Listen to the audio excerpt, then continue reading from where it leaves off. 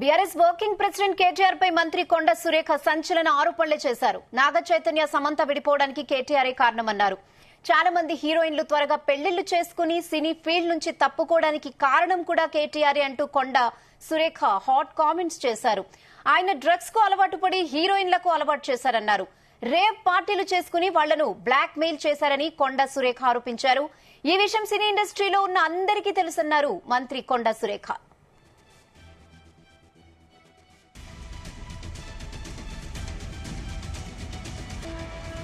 ఈ రోజు నేను చెప్తా ఉన్నా కదా, నాగ చైతన్య సమంత విడిపోవడానికి కారణం కేటీఆరే. ఈ రోజు చాలా మంది హీరోయిన్లు తొందరగా పెళ్లిళ్ళు చేసుకొని సినిమా ఫీల్డ్ నుంచి తప్పుకోవడానికి కారణం కూడా కేటీఆరే. ఆయన ఆ రోజు మత్తు పదార్థాలకు అలవాటు పడి వాళ్ళను కూడా మత్తు పదార్థాలకు అలవాటు చేసి రేవ్ పార్టీలు చేసుకొని ఈ రోజు నేను చెప్తా ఉన్నా కదా, నాగ చైతన్య సమంత విడిపోవడానికి కారణం కేటీఆరే. ఈ రోజు చాలా మంది హీరోయిన్లు తొందరగా పెళ్లిళ్ళు చేసుకోవడానికి కారణం కూడా కేటీఆరే. ఆయన ఆ రోజు మత్తు పదార్థాలకు అలవాటు పడి వాళ్ళను కూడా మత్తు పదార్థాలకు అలవాటు చేసి రేవ్ పార్టీలు చేసుకొని ఈ రోజు నేను చెప్తా ఉన్నా కదా, నాగ చైతన్య సమంత విడిపోవడానికి కారణం కేటీఆరే. ఈ రోజు చాలా మంది హీరోయిన్లు తొందరగా పెళ్లిళ్ళు చేసుకొని సినిమా ఫీల్డ్ నుంచి తప్పుకోవడానికి కారణం కూడా కేటీఆరే. ఆయన ఆ రోజు మత్తు పదార్థాలకు అలవాటు పడి వాళ్ళను కూడా మత్తు పదార్థాలకు అలవాటు చేసి రేవ్ పార్టీలు చేసుకొని ఈ రోజు నేను చెప్తా ఉన్నా కదా, నాగ చైతన్య సమంత విడిపోవడానికి కారణం కేటీఆరే. ఈ రోజు చాలా మంది హీరోయిన్లు తొందరగా పెళ్లిళ్ళు చేసుకొని సినిమా ఫీల్డ్ నుంచి తప్పుకోవడానికి కారణం కూడా కేటీఆరే. ఆయన ఆ రోజు మత్తు పదార్థాలకు అలవాటు పడి వాళ్ళను కూడా మత్తు పదార్థాలకు అలవాటు చేసి రేవ్ పార్టీలు చేసుకొని ఈ విషయంపై మరిన్ని అప్డేట్స్ మా ప్రతినిధి రాధాకృష్ణ అందిస్తారు. Radhakrishna, good afternoon Rehana. ఈ రోజు మంత్రి కొండా సురేఖ చాలా సెన్సేషనల్ కామెంట్ చేశారని చెప్పవచ్చు. ముఖ్యంగా బీఆర్ఎస్ వర్కింగ్ ప్రెసిడెంట్ కేటీఆర్ పైన ఆమె తీవ్ర వ్యాఖ్యలు చేశారు. కేటీఆర్ కు డ్రగ్స్ అలవాటు ఉందని చెప్పేసి ఒక రకంగా సినిమా నాగ చైతన్య సమంత విడిపోవడానికి కారణం కేటీఆర్ అని చెప్పేసి కూడా ఒక తీవ్ర వ్యాఖ్యలు చేశారు. ఇప్పుడు ఈ వ్యాఖ్యలు తెలంగాణ రాజకీయాల్లో ఒక సెన్సేషన్ గా మారినాయి అని చెప్పవచ్చు.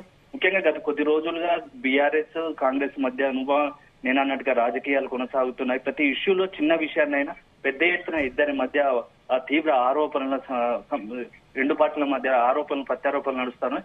ఈ క్రమంలో గత 2-3 రోజుల క్రితం కొండా సురేఖకు సంబంధించిన ఒక విషయంలో ఇప్పుడు కాంగ్రెస్ బీఆర్ఎస్ మధ్య ఒక తీవ్ర వివాదంగా నెలకొందని చెప్పవచ్చు. ముఖ్యంగా 3 రోజుల క్రితం దుబ్బాక, మెదక్ జిల్లా, సిద్దిపేట జిల్లాలో దుబ్బాక నియోజకవర్గంలో కొండా సురేఖ మంత్రి హోదాలో ఒక కార్యక్రమంలో పాల్గొన్నారు. దానిలో భాగంగా అక్కడ ఉన్న ఎంపీ రఘునందన్ రావు కొండా సురేఖకు ఒక నూలిపోగుతో కూడిన ఒకటి కండువా వేశాడు. అప్పటి నుంచి రాజకీయం మొదలైందని చెప్పవచ్చు. దీనికి సంబంధించి సోషల్ మీడియాలో పెద్ద ఎత్తున ట్రోల్ చేశారు.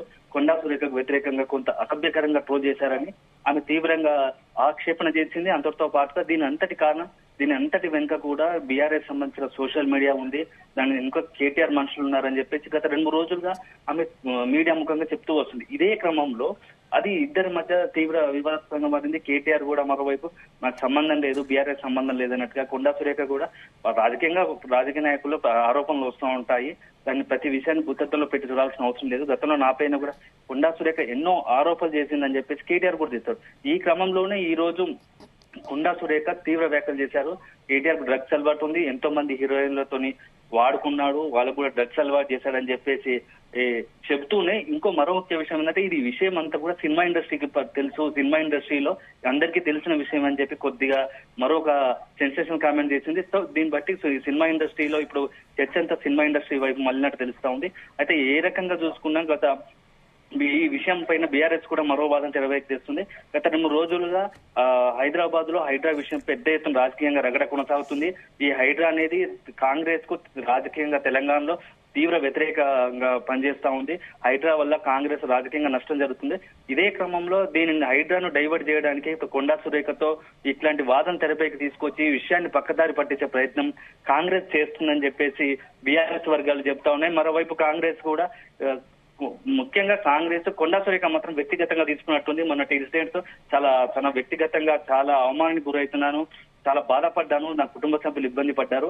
ఇదే బీఆర్ఎస్ సంబంధించిన ముఖ్య నేతలు కానీ వాళ్ళ ఇంటిలో ఆడవాళ్ళు లేరా, వాళ్ళకు కూడా ఇలాంటి పరిస్థితి వస్తే ఎలాంటి సమాధానం చెప్తారు, సోషల్ మీడియా బీఆర్ఎస్ సోషల్ మీడియాను కంట్రోల్లో పెట్టుకోలేకపోతున్నారు, ఎందుకు క్షమాపణలు చెప్పించలేకపోతున్నారు అని చెప్పేసి కొండా సురేఖ అవుతుంది. ఈ మొత్తానికైతే ఈ వ్యవహారం బీఆర్ఎస్ కాంగ్రెస్ మధ్య రోజుకొక విషయం చుట్టూ తిరుగుతా ఉంది. ఇద్దరి మధ్య రాజకీయాలు తీవ్ర స్థాయికి చేరుతా ఉన్నాయి. ఒక రకంగా పార్టీల మధ్యలో వ్యక్తిగతంగా కూడా చేరుతా ఉన్నాయి, దాడులు జరుగుతా ఉన్నాయి. నేను రీసెంట్ గా కూడా మొన్న కొండా సురేఖకు సంబంధించిన కొంతమంది అనుచరులు కావచ్చు, కాంగ్రెస్ కార్యకర్తలు కావచ్చు, తెలంగాణ భాగం దగ్గరికి వస్తే అక్కడ కొంత దాడి ఉద్రిక్త పరిస్థితులు తలెత్తాయి, దాడులకు దిగిన పరిస్థితి ఏర్పడింది. అదే సమయంలో నిన్న కేటీఆర్ ముషిరాబాద్ వెళ్తున్న క్రమంలో కాంగ్రెస్ కార్యకర్తలు కేటీఆర్ కారణమై అడ్డుకొని కారు పైన దాడి దిగేంత ప్రయత్నం చేశారు. సో మొత్తంగా తెలంగాణ రాజకీయాలు అనేది ఇప్పుడు బీఆర్ఎస్ కాంగ్రెస్ మధ్య రోజుకింత ఒక రకంగా రాజకీయాలు ఉద్రిక్త పరిస్థితులు తలెత్తేలా మారుతున్నాయని చెప్పవచ్చు. ఈ భవిష్యత్తులో ఎటువంటి టర్న్ తీసుకుంటారో చూడాలి. ఇప్పటికైతే కేటీఆర్ పైన కొండా సురేఖ చేసిన వ్యాఖ్యలు మాత్రం తెలంగాణ రాజకీయాల్లో ప్రకంపనలు చెప్తున్నాయి. సో దీని కామెంట్స్ పైన కొండా సురేఖకు సంబంధించిన కామెంట్స్ పైన ఇప్పుడు బీఆర్ఎస్ ఏం చెప్పబోతా ఉంది?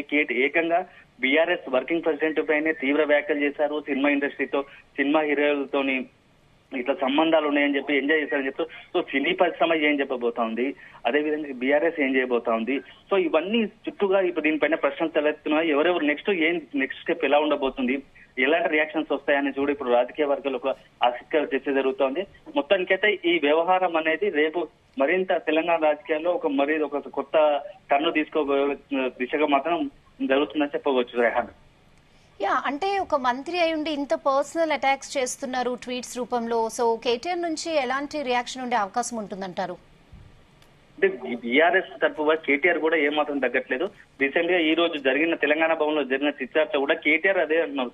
రాజకీయ నాయకులుగా గతంలో ఇదే కొండా సురేఖ ఫోన్ ట్యాపింగ్ విషయంలో తనపైన వ్యక్తిగతంగా లేనిపోయిన ఆరోపణలు చేసింది, వ్యక్తిగతంగా దూషణ దిగింది, అయినా భరించాను.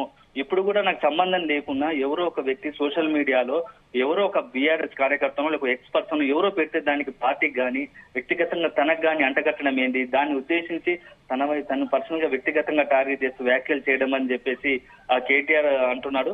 అయితే రాజకీయాల్లో మాత్రం ఇట్లా వ్యక్తిగతంగా టార్గెట్ చేస్తా వ్యాఖ్యలు చేయడం ఇటు బీఆర్ఎస్ గానీ మరి కాంగ్రెస్ గానీ చేయడం కరెక్ట్ కాదని చెప్పి ఇట్లా రాజకీయ విశ్లేషకులు తెలంగాణ సమాజం నుంచి కూడా వస్తుంది. ఎందుకంటే ముఖ్యంగా మన కొండా సురేఖకి సంబంధించిన వ్యక్తిగతంగా జరిగింది చాలా విషయాలు, ఇటు మహిళా సంఘాలు కావచ్చు, అదేవిధంగా కొందరు సీనియర్ రాజకీయ నాయకులు కావాలి కూడా వ్యక్తిగతంగా.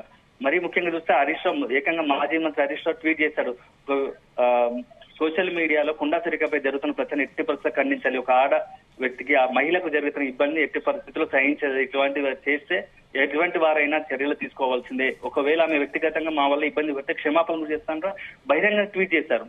సో కొంత రాజకీయాల్లో హుందాతనం అవసరము ఉండాలి అని చెప్పేసి కొంత రాజకీయ పక్షాల నుంచి కానీ రాజకీయ వర్గాల నుంచి విశ్లేషకుల నుంచి కానీ తెలంగాణ సంబంధించిన ముఖ్యుల నుంచి మేధావుల నుంచి కూడా ఒక ఏర్పడుతుంది. ఇట్లా వ్యక్తిగతంగా రాజకీయాలను తెలంగాణ వ్యక్తిగత రాజకీయాలతో తీవ్ర దూషణలు చేసుకుంటూ ఆరోపణలు ప్రత్యారోపణలు చేస్తే రాజకీయాల నాయకులకు రాజకీయాలంటే విలువ లేకుండా పోతుందని చెప్పేసి ఇట్లా మేధావి వర్గాన్ని విశ్లేషకులు అంటున్నారు. Rehan, okay Radhakrishna, thanks for the updates.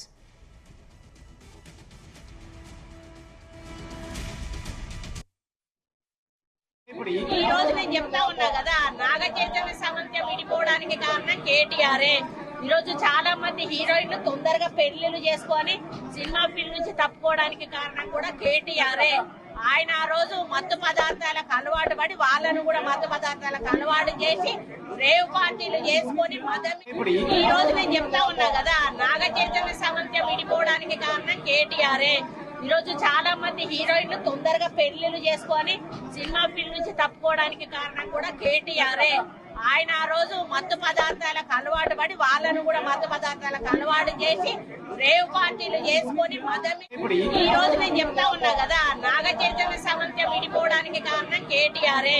ఈ రోజు చాలా మంది హీరోయిన్లు తొందరగా పెళ్లిళ్ళు చేసుకొని సినిమా ఫీల్డ్ నుంచి తప్పుకోవడానికి కారణం కూడా కేటీఆరే. ఆయన ఆ రోజు మత్తు పదార్థాలకు అలవాటు పడి వాళ్ళను కూడా మత్తు పదార్థాలకు అలవాటు చేసి రేవ్ పార్టీలు చేసుకొని ఈ రోజు నేను చెప్తా ఉన్నా కదా, నాగ చైతన్య సమంత విడిపోవడానికి కారణం కేటీఆరే. ఈ రోజు చాలా మంది హీరోయిన్లు తొందరగా పెళ్లిళ్ళు చేసుకొని సినిమా ఫీల్డ్ నుంచి తప్పుకోవడానికి కారణం కూడా కేటీఆరే. ఆయన ఆ రోజు మత్తు పదార్థాలకు అలవాటు పడి వాళ్ళను కూడా మత్తు పదార్థాలకు అలవాటు చేసి రేవ్ పార్టీలు చేసుకొని